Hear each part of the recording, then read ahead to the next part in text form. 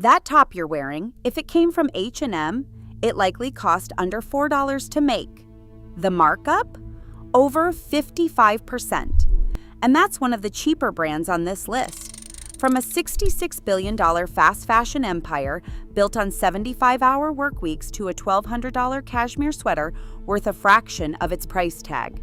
These 10 women's fashion brands are banking on you never doing the math. H&M's business model is built on the art of margin.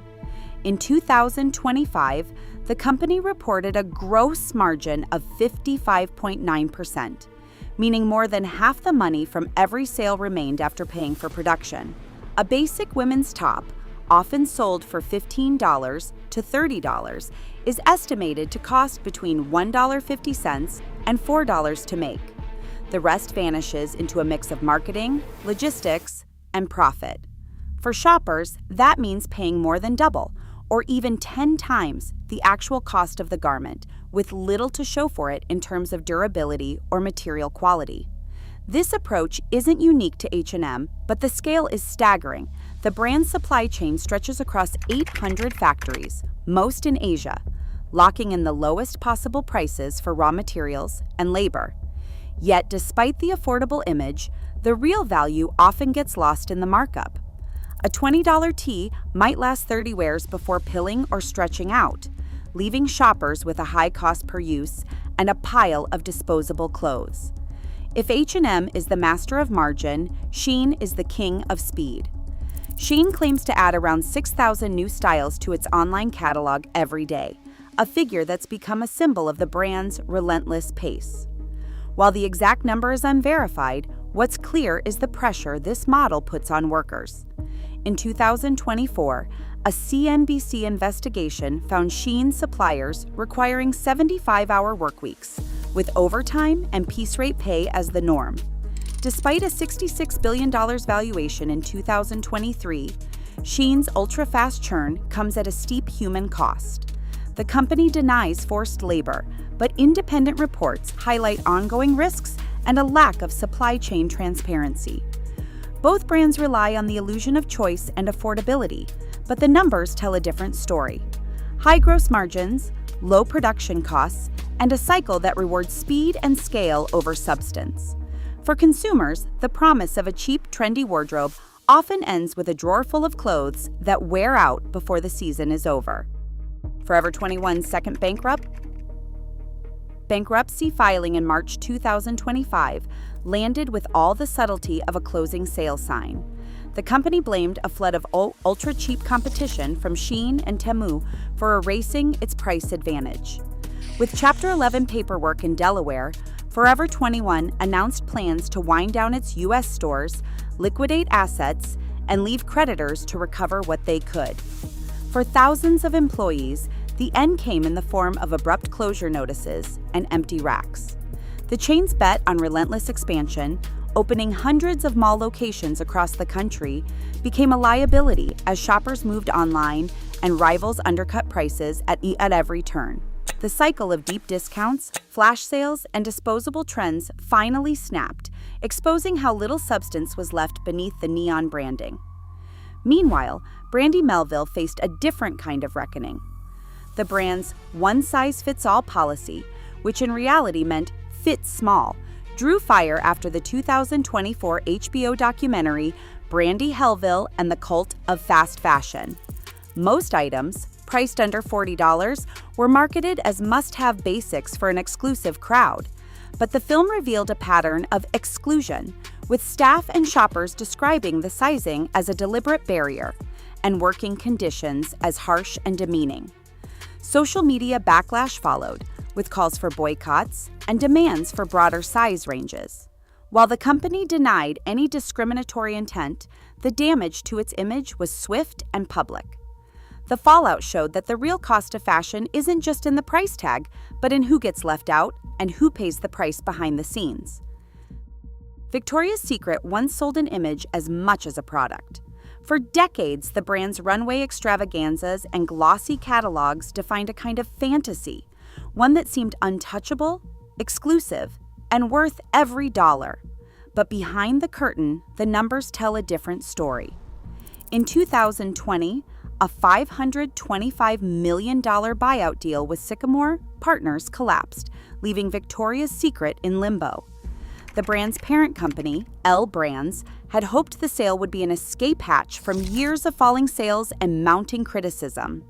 Instead, the failed deal exposed just how far the brand's value had slipped. By 2021, Victoria's Secret was spun off into its own company, Victoria's Secret & Compton, in a last-ditch attempt to reclaim relevance.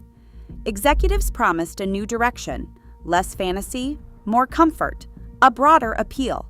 But the premium price tag stuck around, even as the brand's cultural grip faded. While bras and lingerie still landed on shelves at $50 or more, shoppers began to question what they were actually paying for. Was it the quality of the product, or just the fading memory of an old marketing dream? Analysts pointed to years of over-reliance on image, while rivals like Aerie and Lively surged ahead with body-positive messaging and better value. The gap between price and product grew hard to ignore. Even as Victoria's Secret tried to rebrand, the numbers from the failed Sycamore deal and the 2021 spin-off stood as a warning. A premium label can outlive its own relevance, but not forever. The lesson for shoppers is clear. When brand fantasy lingers after the magic is gone, the only thing left to pay for is the markup.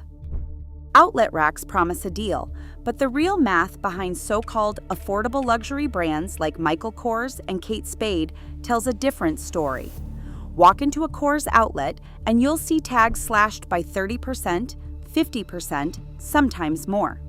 What most shoppers miss is that these discounts often apply to products made specifically for outlets, using cheaper materials and less detailed construction than full-price versions. The sticker shock fades, but the profit margin doesn't. In financial disclosures, Tapestry, the parent company behind Kate Spade, has reported gross margins topping 70%. That means for every $100 spent, the brand keeps more than $70 after covering production costs. A $200 Kate Spade tote, for example, may cost less than $30 to produce, with the rest funneled into marketing, retail overhead, and pure profit. Meanwhile, Michael Kors's outlet model became so dominant that in 2024, the FTC blocked an $8.5 billion merger between Tapestry and Capri Holdings, citing concerns over market power and consumer confusion. The result? Shoppers chasing a bargain end up paying for the illusion of luxury, while the brands quietly cash in on mega margins. Reformation built its reputation on eco-friendly promises and minimalist dresses, often priced between $150 and $300. Shoppers pay a premium for the idea of sustainability, but there's a catch. No independent audit has ever verified the brand's climate-positive claims. The company touts recycled fabrics and clean factories, yet has never released third-party supplier reports or detailed life cycle assessments. For consumers, that means shelling out luxury-level prices for ethics that exist more on marketing decks than in public records. The gap between image and evidence leaves buyers questioning what their money actually supports. On the other end of the spectrum, Lululemon commands top dollar for performance wear, leggings, and yoga pants that routinely clear $120, with gross margins hovering around 59%. But even high price tags can't guarantee perfection.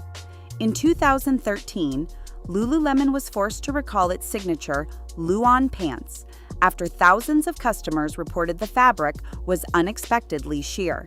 The company pulled the product from stores, costing millions in lost sales and brand embarrassment.